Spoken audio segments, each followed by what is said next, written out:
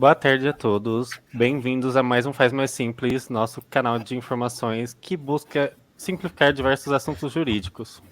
Hoje vamos realizar nossa edição comemorativa do mês do orgulho LGBTQIAPN+. E para começar, gostaria de agradecer o escritório pelo espaço cedido para abordarmos nessa edição um tema tão importante e pertinente como esse. Para realizar essa edição tão especial, vamos formar um time de 3 pessoas, todos membros da comunidade LGBT+, e também do time Faz, e cada um de uma área do escritório. Eu sou o Rafael, faço parte do time administrativo e também sou membro do nosso comitê de diversidade, chamado Faz para Todos. E para me acompanhar nesse bate-papo, eu quero chamar meus colegas, o João Henrique, que faz parte do time jurídico, especificamente da área bancária, e o Bruno, que é o nosso paralegal do time tributário contencioso. Para encerrarmos o mês de celebração do orgulho, mas não necessariamente encerrarmos o assunto, vamos falar um pouco sobre o processo de evolução dos direitos da comunidade durante a história. E para começar, eu gostaria de pedir ao Bruno que contasse um pouco para a gente como era e como evoluiu a relação da sociedade com a comunidade LGBTQIAP+, durante a história. Bruno, você conta um pouco para a gente? Conto sim, Rafael. Boa tarde. Primeiramente, é um prazer estar aqui, né, nessa ocasião tão importante, para comentar um assunto que é tão importante, né?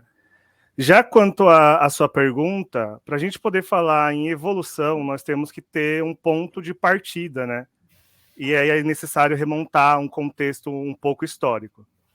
E nós podemos começar como um ponto de partida sociedades que não possuíam tabus repressivos contra alguma parcela da comunidade LGBT, né?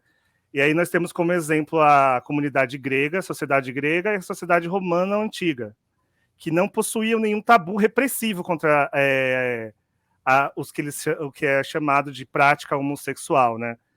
Já na Índia, até hoje, a figura da pessoa transexual ela é tida como sagrada. Por quê?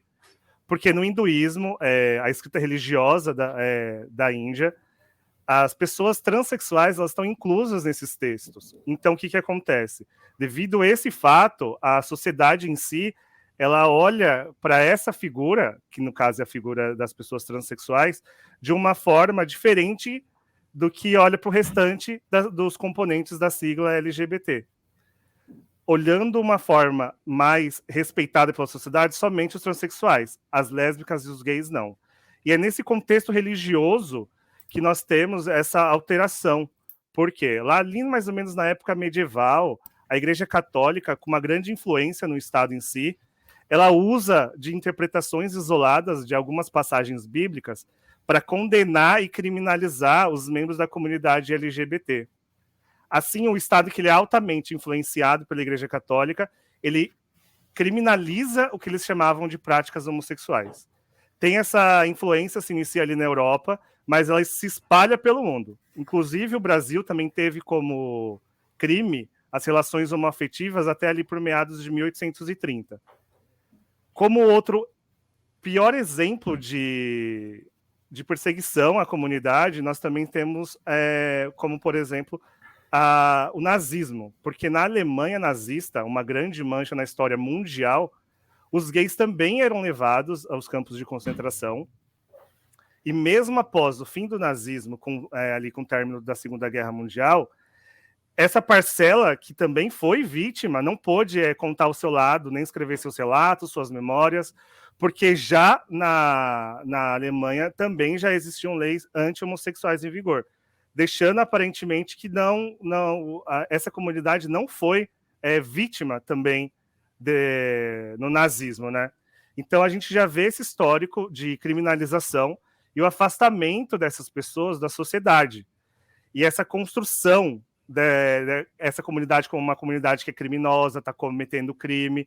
E não só isso, porque também já foi considerado doença. Mas eu acredito que o João ele vai conseguir comentar mais para a gente sobre esse caso, não é, João? Sim, com certeza, Bruno. Primeiramente, boa tarde. É um prazer estar aqui contando com a atenção de todos vocês para falar sobre um assunto tão importante. Então, como o Bruno falou, eu vou comentar aqui sobre a patologização da homossexualidade. Ele já passou da geração da perseguição, da criação da perseguição contra as relações homoafetivas na religião, para o Estado, a criação de leis que criminalizam, institucionalizam essa perseguição, e, naturalmente, essa concepção da homossexualidade ela também foi transportada para o mundo da ciência, nos seus princípios. Com a secularização da sociedade, depois do fim da Idade Média, e, enfim, o início do sistema capitalista, a ciência passa a prevalecer sobre a religião. E no princípio do século XIX tem o começo do desenvolvimento do que hoje é a psiquiatria como ciência. E desde o princípio, lá no século XIX, a homossexualidade é considerada um transtorno psiquiátrico.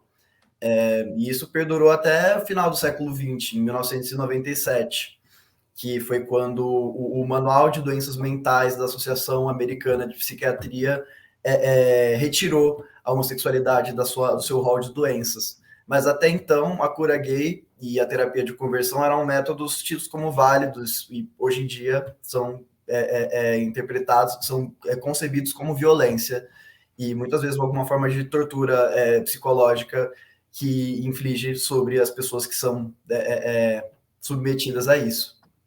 E também na linha de falar da patologização da homossexualidade e sobre a criação de estigmas em torno da comunidade, é importante a gente falar também do HIV, da epidemia que teve início no final dos anos 70, começo dos anos 80. As primeiras ocorrências do HIV aconteceram nos Estados Unidos, no Haiti e na África Central. Mas ele só foi de fato identificado em 1982 como um vírus e não como um câncer ou, enfim, uma praga que não se entendia de onde vinha. E o primeiro caso da doença no Brasil aconteceu na cidade de São Paulo, em 1980, mas só foi identificado como AIDS em 1982, que foi quando o mundo, de forma geral, começou a entender que se tratava de uma epidemia de um vírus. Lá em 1982, com a confirmação do primeiro caso de AIDS, o alarde feito pela mídia contribuiu para a estigmatização de minorias específicas que, no momento, eram entendidas como o nicho afetado por essa doença, e criaram um termo muito apropriado do ponto de vista de marketing do 5H, que seria o H de homossexuais, hemofílicos, que são pessoas que precisam de transfusão de sangue, haitianos, heroinômanos, que é uma tradução literal do inglês para usuários de heroína injetável, mas aplicável para qualquer droga injetável, e hookers, o H de hookers para designar os profissionais do sexo, que são os 5 tipos de indivíduos que compunham uma classe de risco que do ponto de vista da sociedade de forma geral, não eram concebidos como cidadãos dignos da atenção do Estado, da mesma forma que seriam se não fossem as minorias que são.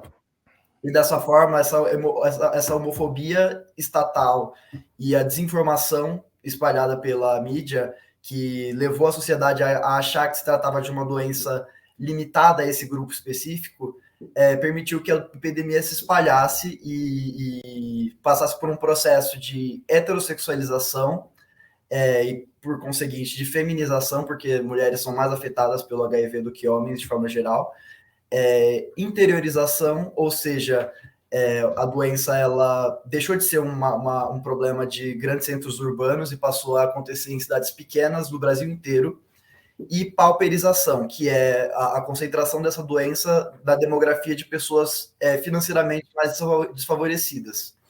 E dessa forma, a negligência do Estado, não só no Brasil, mas no mundo inteiro, levou a um desenvolvimento muito grande da epidemia e que hoje em dia já acumula mais de 33 milhões de mortes. Isso ressalta muito, do ponto de vista histórico, a incontestável importância de políticas públicas para a contenção de epidemias. Legal, João. E assim, você sabe me dizer se houve algum acontecimento, um marco histórico que acabou sendo um divisor de águas para a comunidade LGBT+? Esse evento mesmo que a gente está falando em referência ao mês de junho, que é o mês da comemoração do orgulho LGBTQIA, PN+, se deve em virtude da rebelião violenta que aconteceu no bar de Stonewall, em Nova York, no dia 28 de junho de 69. Esse movimento ele teve repercussão nos Estados Unidos inteiros e depois mundialmente. Mas ele não aconteceu no vácuo. Já tinha um longo histórico do movimento sufragista desde o final do século XIX, lutando pelos direitos de voto e de cidadania feminina, e que foi seguido pela Marcha dos Direitos Civis, conduzida pela população afrodescendente dos Estados Unidos, que fizeram a marcha sobre Washington dos anos 60, e desse conjunto de movimentos que foram dirigidos por minorias para que elas conseguissem seus direitos civis, o voto feminino teve sua primeira ocorrência em alguns estados dos Estados Unidos em 1920, para em 1964, depois da marcha sobre Washington, ser editada a Lei dos Direitos Civis, que garantiu o voto universal, inclusive para mulheres e homens negros. Stonewall, em 69, segue essa linha. Foi uma rebelião de 3 dias, muito violenta, contra a repressão policial, que acontecia com frequência com bares gays que eram criminalizados na época, e eles só existiam por causa da máfia. É interessante pontuar isso, que a comunidade LGBT, como era uma comunidade marginalizada, se tratava de uma das atividades ilícitas que a máfia conduzia para ganhar dinheiro. Então, além do tráfico de drogas e de álcool, também existia a criação de bares gays. E o bar de Stonewall era um deles. E no dia 28 de junho, teve uma reação que não tinha sido... não tinha tido essa magnitude e essa força, essa violência contra a polícia. E dessa rebelião, a gente teve o destaque da ativista Marsha P. Johnson, que é um ícone da luta LGBT, e era uma mulher trans, era uma mulher negra, e depois era uma mulher soropositiva. E a gente não pode deixar de recomendar o documentário que tem sobre ela no Netflix, que se chama A Vida e a Morte de Marsha P. Johnson, que trata de uma forma muito completa sobre Stonewall e sobre a vida dela. Mostra também o impacto mundial que teve essa rebelião em um bar, em uma cidade, e que essa repercussão teve efeito inclusive no Brasil, como o Bruno vai tratar com mais detalhe agora. Exato. O movimento no Brasil ele também ganhou força graças a essa influência do ocorrido em Stonewall em 69. E em 69, o Brasil passava também pela ditadura militar. A ditadura militar é essa que era uma época que a liberdade e a igualdade não era para muitos e muito menos para minorias, né? E é nesse grande momento de repressão que diversos movimentos eles nascem no Brasil inteiro, na comunidade LGBT. Com essa comunidade extremamente excluída e já atrelada a essa epidemia do HIV, vários grupos nascem no Brasil inteiro, pontuando alguns que foram de suma importância, como o Grupo Gay na Bahia e o grupo que se chamava Triângulo Rosa no Rio de Janeiro, que eles lutavam de uma forma ativa contra toda essa repressão já da própria ditadura e dessa imagem do ódio construída, lutando para conquistar esses direitos da comunidade. Nessa época que minimamente viver já era uma luta, né? Com o fim da ditadura militar ali em 85 e com o processo de redemocratização do país inteiro com o advento da Constituição Federal de 88, a Constituição já traz um artigo 5º que se inicia que todos seriam iguais perante a lei. Só que na prática a gente não verificava isso, né? Uma vez que essa comunidade continuava sendo excluída, com base em todo esse histórico que a gente já comentou. evidenciando que a sociedade não queria incluir, por mais que a lei tivesse ali, todos são iguais. Então essa comunidade, ela se vê extremamente marginalizada, ela vê os seus direitos à cidadania negados. Os direitos não eram iguais, eles não eram bem vistos, eles não eram bem quistos, simplesmente por serem quem eles eram. Então essa comunidade, a comunidade LGBT, sempre fez parte da sociedade. Ele continua contribuindo para a sociedade, trabalhando, movimentando a economia como um todo. O direito no papel era para todo mundo, mas não resguardava a comunidade de forma alguma. E lutas foram necessárias, em suma, lutando até hoje, né? Certo, Bruno. E assim, considerando a ação do Estado, aqui falando dos três poderes, executivo, legislativo e judiciário, como que a comunidade tem ou teve os seus direitos reconhecidos e protegidos durante esse tempo? Então, a maioria dos direitos, se não todos, foram garantidos através das lutas da própria comunidade e por um ativismo judicial. Como o João bem pontuou, mundialmente nós tivemos a conquista da Organização Mundial da Saúde, a OMS, retirar do CID, do Cadastro Internacional de Doenças, a homossexualidade como doença, lá em 1990, e bem mais recente, em 2019 só, a transexualidade. E uma vez que não é doença e não precisa de cura, o governo, ele tem que, como um todo, ele tem que proteger a condição dessa pessoa e não tentar curar, já que agora não é mais uma doença. Mas isso não foi feito, não foi feito de uma forma pelo legislativo. Então, a comunidade cresce no ativismo judicial, os direitos dessa comunidade. Por quê? No mundo real, as pessoas nascem, as pessoas crescem, as pessoas se relacionam, as pessoas adquirem bens, as pessoas morrem. E quando qualquer integrante da comunidade LGBT buscava um resguardo dos seus direitos, como todos os demais, no judiciário, os direitos não valiam para eles. Então, o que aconteceria? E o que aconteceu? As pessoas... Aconteceu alguma coisa, entravam com a ação. Esse é o ativismo judiciário. Então, essa ação, como são de cunho bem relevantes para a sociedade, elas acabaram chegando no Supremo Tribunal Federal, que é a maior entidade do judiciário brasileiro, fazendo com que essas ações específicas, conforme o trâmite dessas específicas ações, valessem para todos. Então, nessas ações, conforme foi o caminhar dessas ações, o final do direito garantido nessa decisão do STF foi garantido e aplicado a todos de uma forma obrigatória. Valendo mesmo, hoje, se alguém da comunidade se sentir desfavorecido ou tiver um direito lesado, pode-se fazer valer dessas decisões. Como, por exemplo, se um casal homossexual de dois homens não for permitido o registro da sua união estável, não pode. Por quê? Desde 2011, decisão do Supremo, entendeu que a entidade familiar não era unicamente composta pelo homem e pela mulher, aceitando novos formatos para considerar essa união estável. Esse mesmo casal, um vem a falecer depois de uma vida em conjunto, depois de adquirir diversos bens. O direito sucessório, ou seja, a partilha desses bens, eles foram, pelo casal homossexual, eles foram garantidos em 2017, ou seja, vai ser feito da forma que está no Código Civil, porque antes de 2017 não era assim.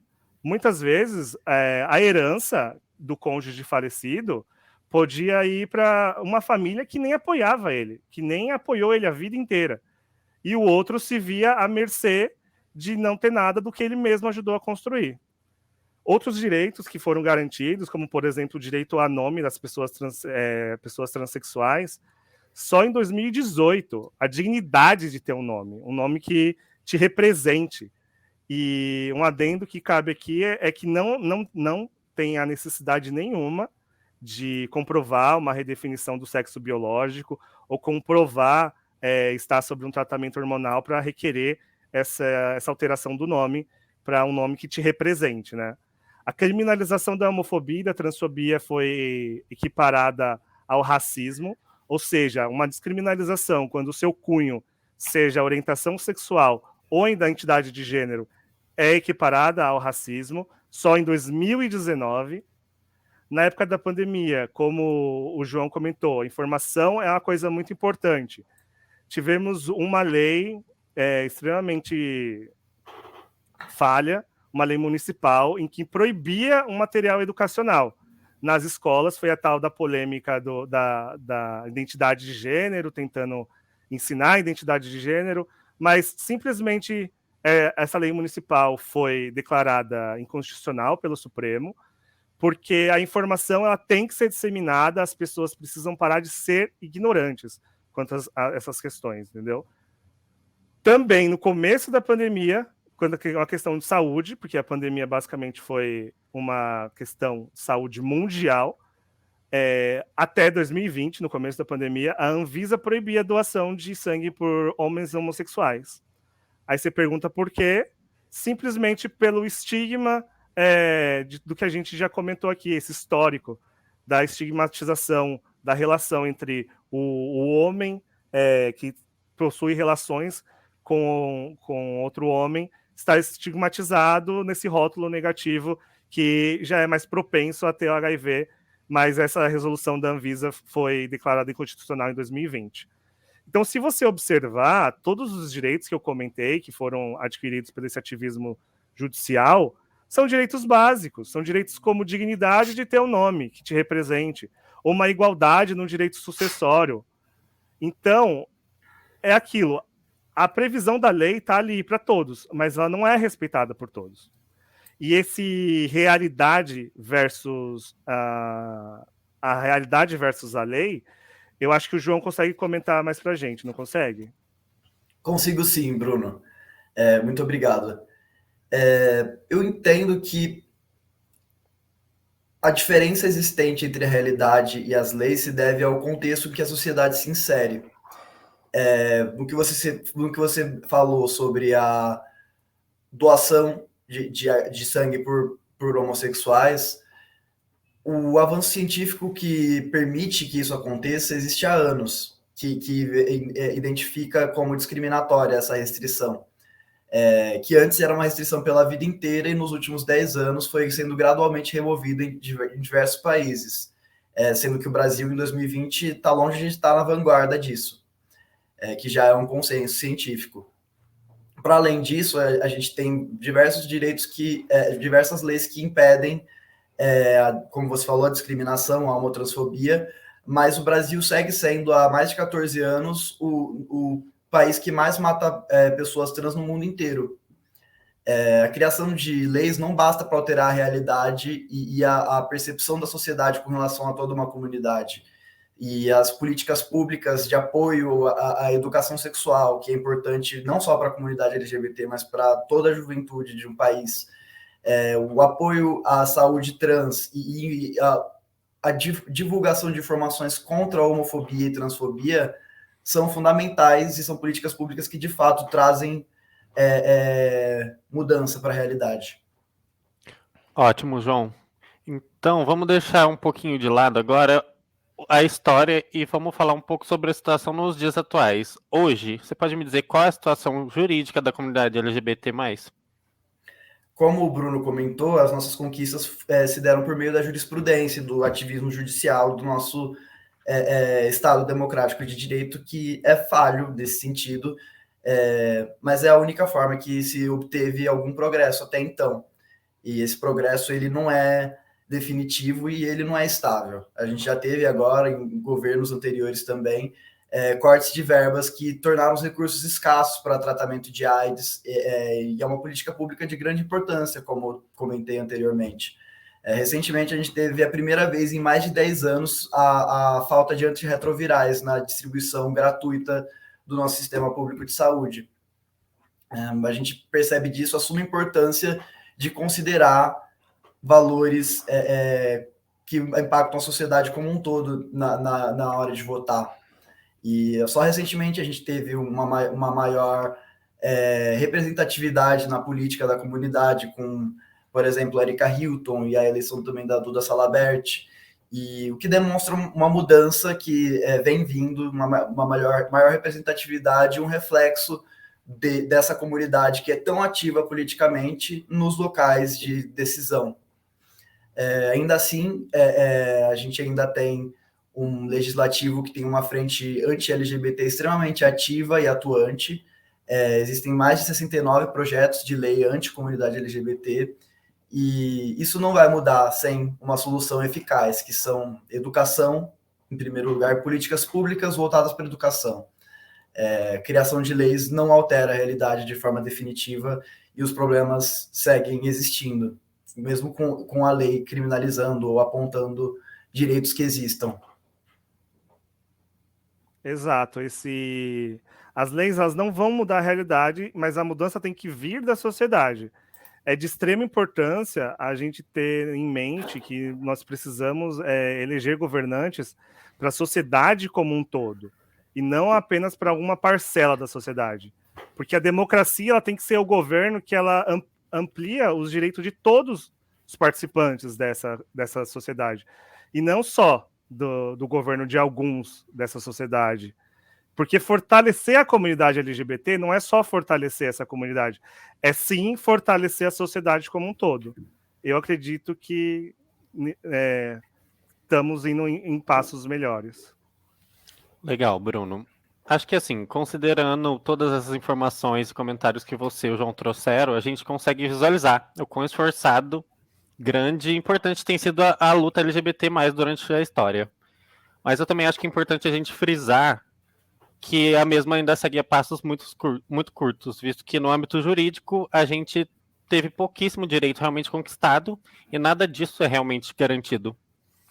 Como vocês dois mencionaram mesmo, a gente tem que trabalhar muito na nossa base como sociedade e desenvolver uma inclusão que seja realmente efetiva para poder progredir para uma educação básica também que aborde os temas LGBT+, e combata esses estereótipos negativos que são associados à nossa comunidade.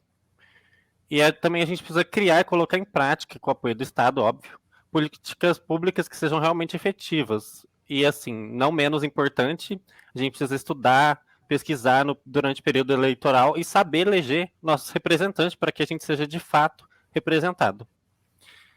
É isso, pessoal. Queria agradecer a participação de vocês dois e de todo mundo que assistiu. E uma boa noite. Obrigadão, boa noite. Boa noite, pessoal. Muito obrigado.